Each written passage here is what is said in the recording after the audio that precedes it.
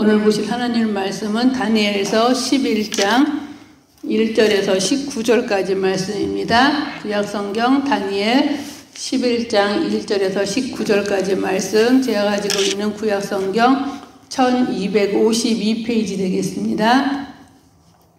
우리 다 같이 합독하기로 하겠습니다. 내가 또 메대 사람 다리오 원년에 일어나 그를 도와서 그를 강하게 한 일이 있었느니라.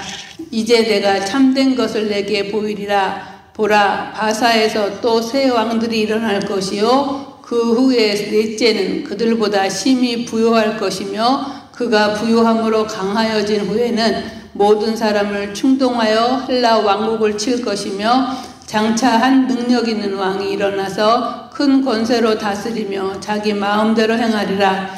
그러나 그가 강성할 때 그의 나라가 갈라져 천하 사방에 나누일 것이나 그의 자손에게로 돌아가지도 아니할 것이요 또 자기가 주장하던 권세대로도 되지 아니하리니 이는 그 나라가 뽑혀서 그 외에 다른 사람들에게로 돌아갈 것임이라. 남방의 왕들은 강할 것이나 그 군주 등 하나는 그보다 강하여 권세를 떨치리니 그의 권세가 심히 클 것이요 몇 해 후에 그들이 또 단합하리니 곧 남방의 왕의 딸이 북방 왕에게 가서 화친하리라. 그러나 그 공주의 힘이 쇠하고 그 왕은 서지도 못하며 권세가 없어질 뿐 아니라 그 공주와 그를 데리고 온 자와 그를 낳은 자와 그때 도와주던 자가 다 버림을 당하리라. 그러나 그 공주의 본 족속에게로 가서 난 자 중에 한 사람이 왕위를 이어 권세를 받아 북방왕의 군대를 치러 와서 그 성에 들어가서 그를 쳐서 이기고 그 신들과 부어 만든 우상들과 은과 금의 아름다운 그릇들은 다 노략하여 애굽으로 가져갈 것이요 몇 해 동안은 그가 북방왕을 치지 아니하리라.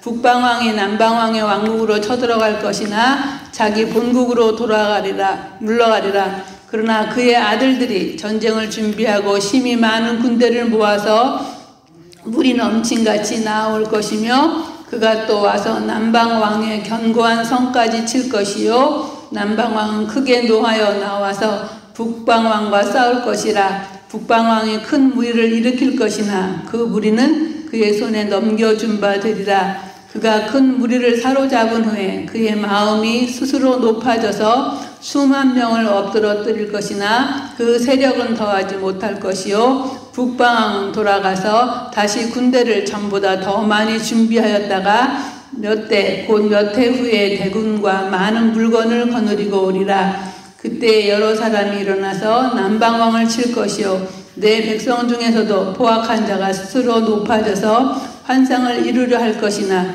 그들이 도리어 걸려 넘어지리라. 이에 북방왕은 와서 토성을 쌓고 견고한 성읍을 점령할 것이요 남방 군대는 그를 당할 수 없으며 또 그가 택한 군대라도 그를 당할 힘이 없을 것이므로 오직 와서 치는 자가 자기 마음대로 행하리니 그를 당할 사람이 없겠고 그는 영화로운 땅에 설 것이요 그 손에는 멸망이 있으리라.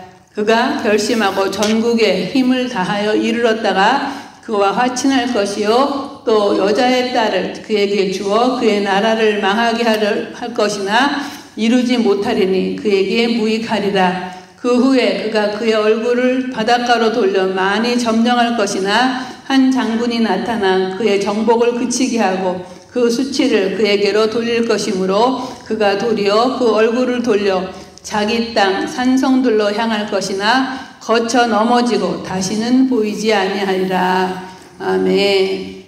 예, 오늘 저와 여러분이 함께 봉독한 다니엘서 11장 1절에서 19절 말씀을 가지고 하나님의 주권 아래서라는 제목으로 함께 말씀을 나누고자 원합니다. 지금 저희가 봉독한 다니엘 그 11장은 다니엘이 그 평생에 걸쳐서 직접 받은 묵시들로서 다니엘 자신의 그 시대로부터 마침내 종말론적 메시아 나라에 도래하기까지의 세상 역사의 전개 과정을 주로 대제국들의 흥망성쇠를 중심으로 해서 보여주는 묵시를 기록한 그 7장에서 12장까지의 그 묵시 내용 가운데 한 부분이죠. 특별히 10장에서 12장까지는 제4의 묵시인 어제도 본 목사님 말씀하신 것처럼 히데겔 강가의 묵시인데 그 히데겔 강가의 묵시의 한 부분이 또한 11장 오늘 본문 말씀인데요. 히데겔 강가의 묵시는 다니엘이 바사 제국의 그 첫 왕인 고레스 3년에 히데겔 강가에서 3주간의 금식 기도하는 중에 받은 묵시죠. 끝없이 패역한 그런 그 선민 이스라엘 백성을 향하신 여호와 하나님의 그 공의와 징계로 야기된 그러한 시대였는데요. 그 동시에 단순한 하나님의 그 징벌이나 그 저주가 아니라 오히려 이러한 징계를 통해서 당신의 백성들이 그 각성하고 회개하고 돌아올 것을, 그래서 그런 그 기회를 주시고자 원하시는 하나님의 그 은혜가 실현되고 있었던 그런 전환 시대였다고 볼 수 있어요. 바로 이런 시대의 그 말미에 포로로 잡혀갔던 포로의 시대의 그 선민 이스라엘의 그 여호와의 절대 어떠한 그 경우에도 불하지 아니하고 여호와의 절대 신앙의 계승의 그 주도적인 역할을 수행했던 그 포로 시대의 신앙의 영웅 다니엘이 자신과 그 민족을 위해서 회개하면서 금식 기도하는 중에 받은 묵시가 바로 그 10장에서 12장 사이에 있는 히데겔 강가의 그 묵시입니다. 그 가운데 오늘 그 본문 11장 2절에서 4절은 그 이 묵시가 주어질 당시에 그 패자인 바사 제국의 그 영화도 곧 끝이 나고 새로이 그 헬라 제국이 발흥한 후에 그 헬라 제국도 곧 4분될 것, 넷으로 나누어질 것을 예언하고요. 11장 5절에서 20절은 그 헬라 제국의 창건자인 알렉산더 대제도 그 사후에 죽은 후에 그 넷으로 갈라진 그 왕국 중앙 강국이었던 그 왕국 중에서 가장 강대국이었던 동시에 그 구약 선민 이스라엘 정치인의 그 팔레스타인 땅에 영향을 끼친 주요 주변 강국인 그 프톨레미 왕조가 다스린 남방 애굽 왕족과 셀루쿠스 왕조가 다스렸던 북방 수리아 왕국 간의 그 유대 땅과 그 민족을 서로 차지하기 위한 그러한 각축 과정에 대한 예언을 말씀하고 있는데요. 11장 1절에서 4절은 그래서 바사 제국의 멸망과 헬라 제국의 그 일어난 발흥과 그 분열에 관한 그 예언이 주어지는데 11장 1절 말씀 보면 내가 또 메대 사람 다리오 원년에 일어나 그를 도와 그를 강하게 한 일이 있었느니라 해서 여기서 내가 한 것은 그 10장의 마지막 부분에서 다니엘에게 말했던 가브리엘 천사인데요. 내가 어떻게 해요? 또 메대 사람 다리오 원년에 일어나서 그를 도와 그를 강하게 한 일이 있었다. 그래서 메대 사람 다리오 원년은 당시 고레스 2세가 다스리던 바사 왕국과 연합해서 그로수스 와수르 그 바벨론 제국을 정복했던 메대의 그 마지막 왕 카악사레스 2세인데요. 그는 그 사위인 고레스 2세와 연합하여서 메대 바사 그 과도 제국을 설립한 후에 초대 왕으로 등극하죠. 그래서 본문에 기록된 그 다리오 원년은 그가 메대 바사의 그 과도 제국의 초대 왕으로 등극한 그 BC 538년을 가리키는데 이때 그 메대 사람 다리오 원년에 일어나 그를 도와서 그를 강하게 한 일이 있었느니라 해서 이 가브리엘이 다리오를 도와서 강하게 했다는 것은 메대 바사 연합군이 아수르, 그로수스, 바벨론 제국을 정복할 때에 가브리엘 천사가 다리오 군대를 도운 사실을 가리키고 있어요.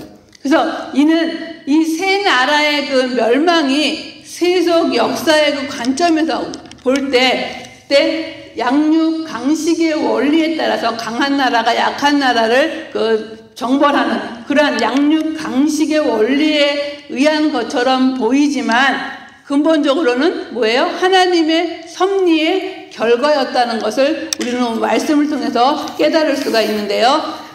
그래서 이런 그 섭리 가운데서 다니엘 그 11장 2절에 보면 뭐라고 얘기했냐면 내가 이제 참된 것을 내게 보이리라. 보라 바사에서 또 새 왕들이 일어날 것이요 그 후에 넷째는 그들보다 심히 부유할 것이며 그가 그 부요함으로 강하여진 후에는 모든 사람을 충동하여 헬라 왕국을 칠 것이며 해서 다니엘은 2절에서 그 참된 것을 보게 되어지죠. 여기서 그 참된 것은 그 10장 21절에도 말씀하고 있는 진리의 글에 기록된 것, 그거 같은 것으로 바사제국과 헬라제국의 그 성립과 그 쇠퇴하는 것, 그리고 그 들을 이어서 네 왕국의 성립을 비롯하여서 특별히 이스라엘 민족을 박해한 시리아 왕 안티쿠스 에피파네스의 그 발흥과 죽음에 이르기까지 약 300년간에 걸친 이스라엘 그 주변 지역의 역사 속에서 이루어 가시는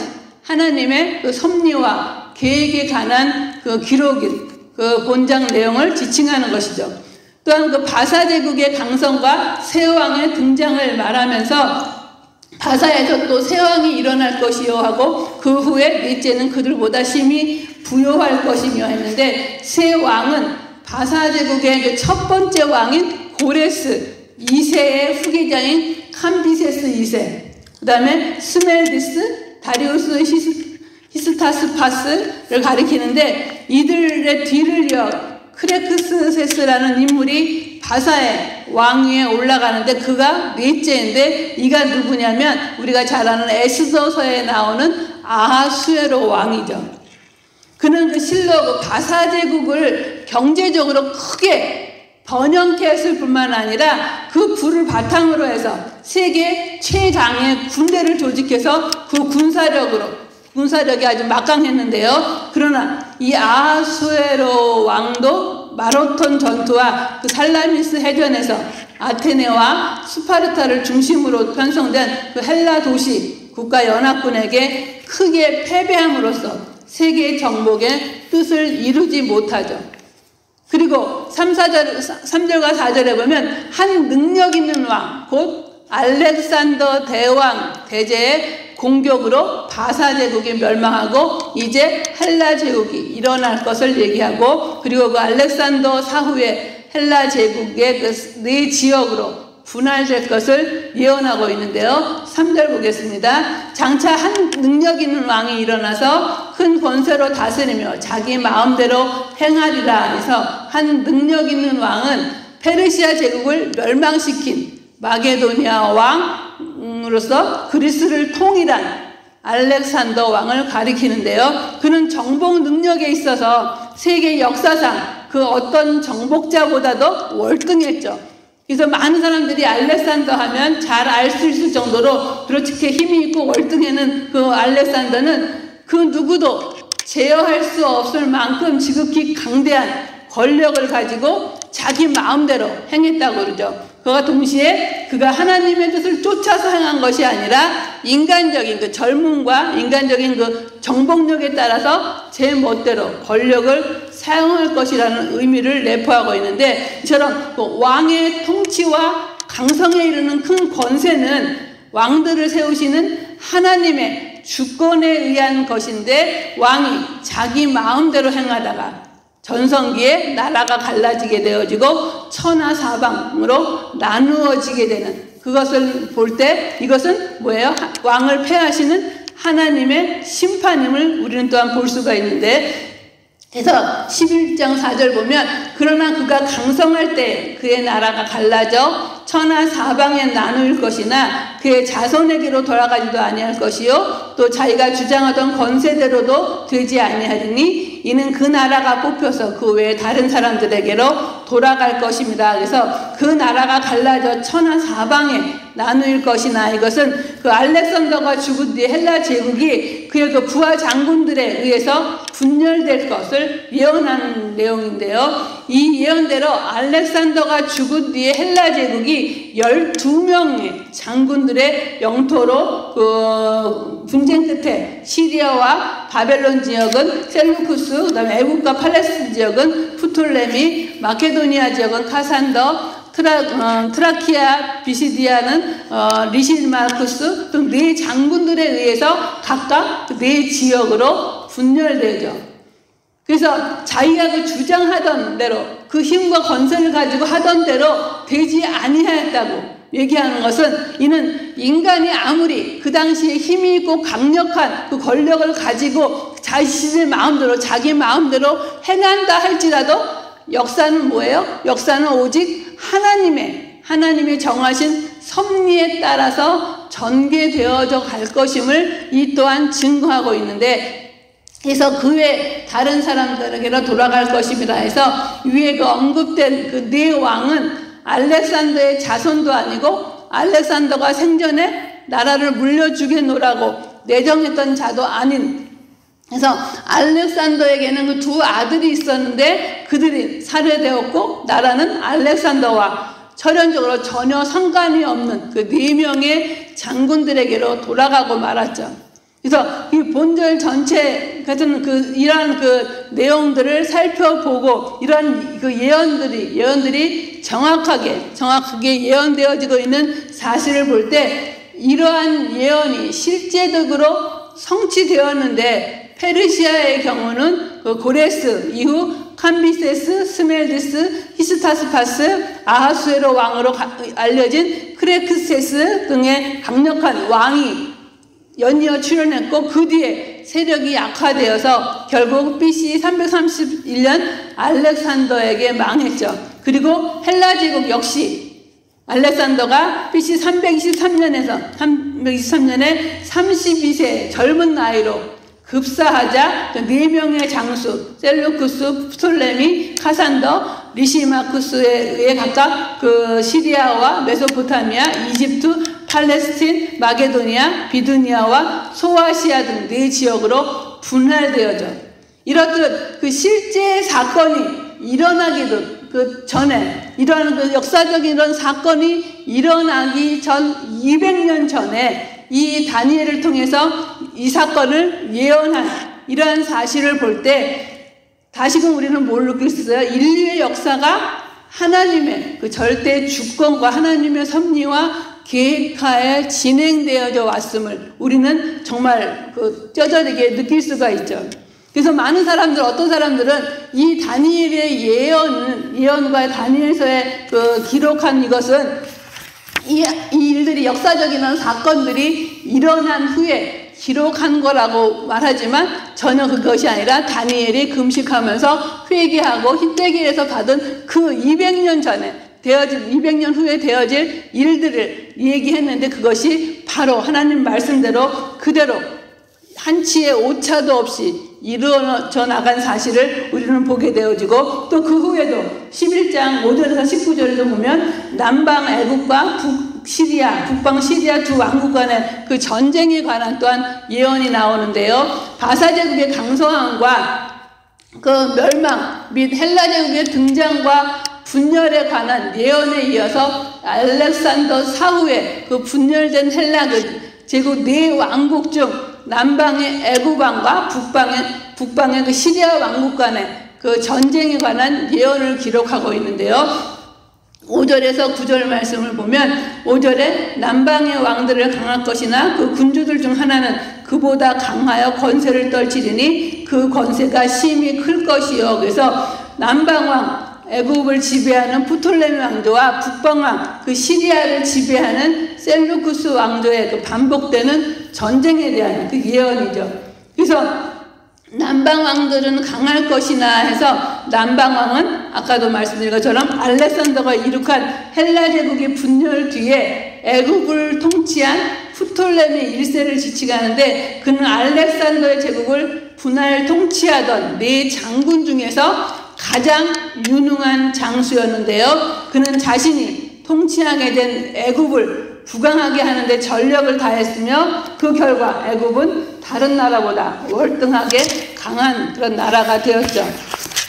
그래서 그 군주 중에 하나는 그보다 강하다 하는데, 그 군주들이란 알렉산더의 그 헬라 제국을 분할하여서 각기 나라를 차지한 그 4왕들을 지칭하며, 그들보다 강하다고 언급한 건 하나는 시리아를 통치했던 그 셀루쿠스 1세 니카토르를 가리키는데요. 그는 초기에 세력이 미약하여서 프톨레미 1세에게 예속되었으나 후에 프톨레미 1세를 도와 안티고누스를 패배시킨 뒤에 프톨레미 1세로부터 독립하죠.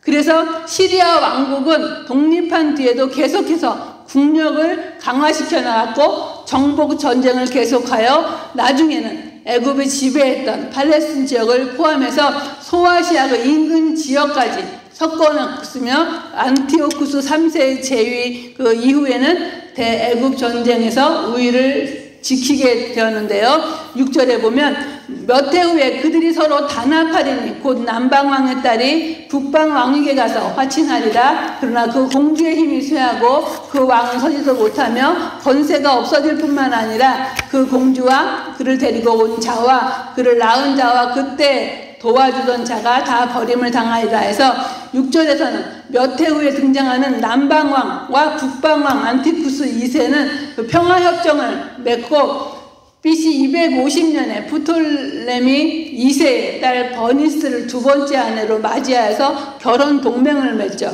그러나 그 공주 버니스는 남편이 죽은 후에 힘을 얻지 못하고 자신과 아들과 수행원들이 버림을 받게 돼요.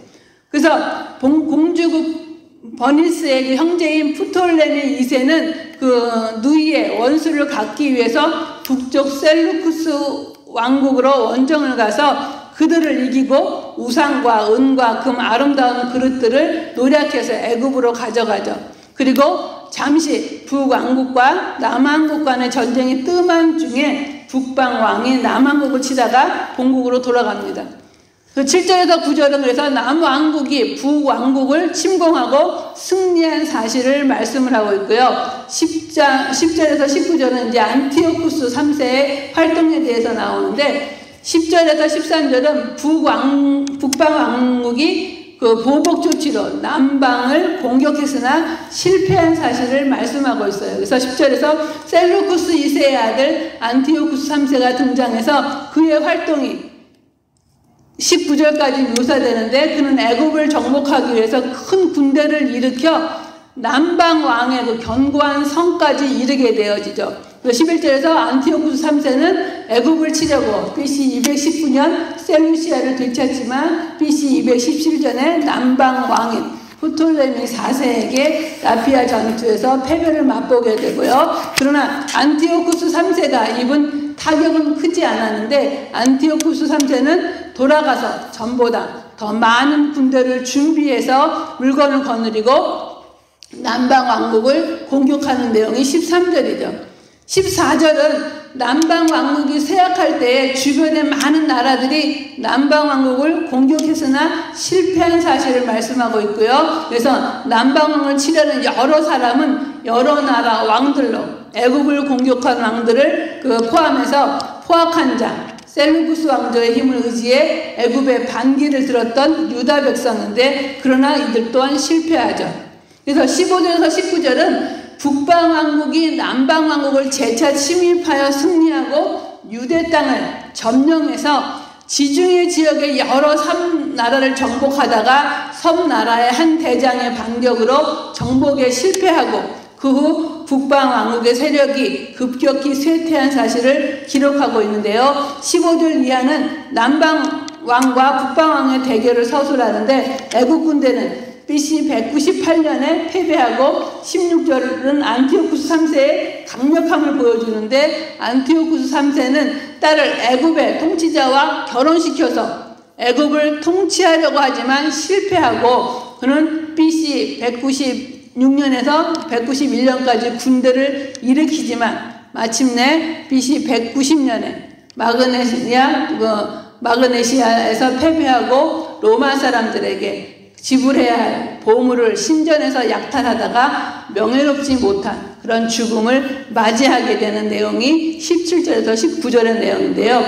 이처럼 안티오쿠스 3세도 프톨레미 왕조와 반복하여서 그 치른 전쟁을 승리로 이끌고 애굽을 정복하지만 더 강력한 로마로 인해서 역사의 그 뒤안길로 사라지게 될 것인데요. 그도 왕을 세우시고 패하시는 하나님의 손안에 있는 존재일 뿐이라는 사실을 우리는 또한 알 수가 있는데 이처럼 그 11장 내용 지금 우리가 간단히 본 11장 내용은 왕들을 세우시고 패하시는 하나님의 권세 아래에 있는 그 왕들의 역사를 보여주는데요. 왕들의 권세는처럼 하나님으로부터 부여받아서 정점에 이르기도 하고 또한 제한된 그 시간 동안에 권세를 누리다가 때가 되면 권세를 빼앗게 되죠. 그래서 왕들은 부여받은 권세의 한계를 알지 못하고 임의로 행하기도 하고 또한 권세의 남용을 위해서 거주민들의 도움을 받기도 하고 또 모든 왕에게는 하나님이 정한 그 끝이 있으면 이 끝은 반드시 성취되어지는데 이러한 그 본문의 그 예언과 이런 왕들의 그 자신들의 그 처음에 아하수에로 왕과 또 알렉산더 또 그다음에 안티오쿠스 3세 그 모두가 강력한 힘과 또한 알렉산더 왕 같은 경우는 젊은 나이에 그 패기와 그 많은 땅을 정복하고 힘과 많은 것을 누리고 정말 그 오랫동안 변치 않을 줄 알았던 그였지만 그 왕들이 그 왕의 힘을 유지하지 못하고 젊은 나이에 또한 그 자신들의 자손에게 그 물려주지도 못하고 알지도 못하는 사람들에게 사분되어지는 그러한 일을 겪었던 것처럼 이러한 그 본문의 내용과 그 예언과 이 예언대로 실제 그 역사 속에서 그대로 나타난 애국과 그 시리아 두 왕국 간의 전쟁은 실로 끊임없는 권력에 대한 그 탐심과 약한 자를 짓밟고 일어서려는 그 포악함, 더 나아가 그 철저한 자신들의 이기심의 근거에서 의기투합하고 그걸 말미암아 흥망성쇠를 거듭하다가 결국 영원한 멸망에 이르게 될 이 세상의 나라들의 그 본질을 잘 보여주고 있는 그 역사적 사실임을 우리가 알 수 있죠. 그리고 이처럼 그 세상 나라들의 흥망성쇠를 거듭하는 역사에 대한 예언이 이처럼 다니엘을 통해서 주어졌다가 이 예언이 역사 속에서 아까도 말씀드린 것처럼 한치의 오차도 없이 그대로 성취된 그 사실은 뭐예요? 모든 역사의 절대 주권자가 여호와시라는 사실과 그 인간을 세우시고 그 권력을 주신 분도 누구예요? 사람이 아니고 자기의 어떤 그 지식과 자기의 힘과 그 부와 권력이 아니라 그 세우신 분도 하나님이라는 사실을 우리는 분명히 알 수가 있죠. 그래서 우리는 이 세상의 모든 역사가 이처럼 오래전에 이미 예언되었고 또 그것이 훗날에 성취되어 가면서 그 종말까지 그 예언된 사실을 우리가 보여주듯이 역사가 겉으로 보기에는 우연이나 또한 연속적이거나 아니면 인간의 어떤 생각과 인간의 그 도모로 움직여져 가는 것 같지만 눈에 보이지 않으시는 역사의 현장에 임재하고 계시는 그 하나님의 경륜과 섭리에 따라서 하나님의 그 의지의 그 작정대로 되어진 하나님의 절대 그 주권에 따라서 진행되어진다는 사실을 이 말씀을 통해서 이 말씀이 그 예언대로 되어진 그 사실 이 사건이 일어나기 200년 전에 이미 다니엘을 통해서 말씀하였던 이런 일들이 이루어지는 것을 통해서 우리는 언제나 역사의 그 겉모습에 나타난 인간들의 모습을 볼 것이 아니라 이런 지금 현재 상황이나 이런 모든 시대적 상황에도 우리는 뭘 바라봐야 돼요? 오직 주님을 바라보고 그 상황 가운데서 그래서 주님을 바라봄으로 주님이 역사의 주관자가 되시고 사람들을 세우시고 그 이끌어 나가심도 하나님의 섭리와 계획하심에 있는 것을 깨닫고 그런 그 신적 상황이 어떻든지 간에 우리는 절망하지도 말고 집착하지도 말고 이면에서 역사하시는 그 하나님의 섭리를 우리는 바라볼 줄 알아야 되고 하나님의 약속을 믿고 하나님이 그 또한 행하실 것을 믿고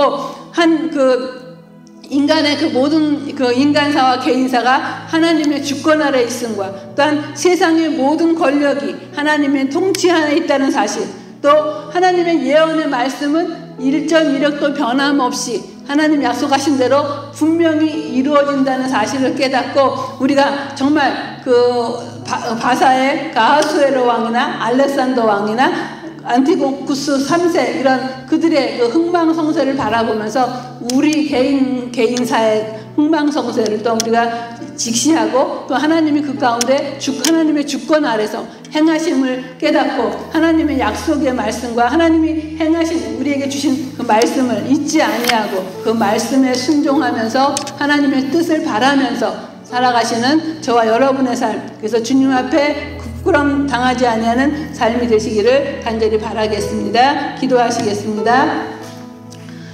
오늘도 살아서 역사하시며 우리와 함께 하신 아버지 하나님, 주님의 사랑과 은혜를 진정으로 감사드립니다. 하나님, 우리가 어리석고 미련하여서 이 세상의 모든 되어지는 일들이 우리의 생각과 우리의 지혜와 우리의 뜻 가운데, 또한 아버지 강한 자들, 정치가들, 이런 사람들의 뜻 가운데 되어지는 것으로 착각하면서 살아갈 때가 많이 있었음을, 또한 오늘 말씀을 통하여 깨닫게 하심을 진정으로 감사드립니다. 모든 역사의 주관자가 되어주시고 하나님의 인도하심과 하나님의 역사하심과 섭리하심과 예정하심 가운데 되어지는 이 모든 것을 바라보며 하나님, 정말 우리가 교만하지 아니하고 하나님께서 우리에게 주어진 현 시대에 우리가 마땅히 해야 할 일들을 온전히 행하게 도와주시며 주님께서 이끌어 나가실 것을, 말씀을 통하여 우리에게 말씀하신 것을 믿음으로 하나님 의심하지 아니하고 한치 오차도 없이 이루어 나가시는 하나님의 예언의 말씀에 순종하며 그 말씀에 따라 살아가는 그런 삶 가운데 주님 다시 오시는 그날, 또 주님 앞에 가는 그날 우리가 부끄럼 당하지 아니하는 그런 삶이 될 수 있도록 주님 인도하여 주시고, 그 절대 주권 아래서 살아가는 그 삶이 하나님을 영화롭게 하는 복된 삶이요 하나님 뜻대로 순종하는 삶일 됨을 믿고 그 뜻대로 살아가는 저희의 삶이 되도록 도와주실 줄 믿사오며 예수님의 이름으로 감사하며 간절히 기도드리옵나이다. 아멘.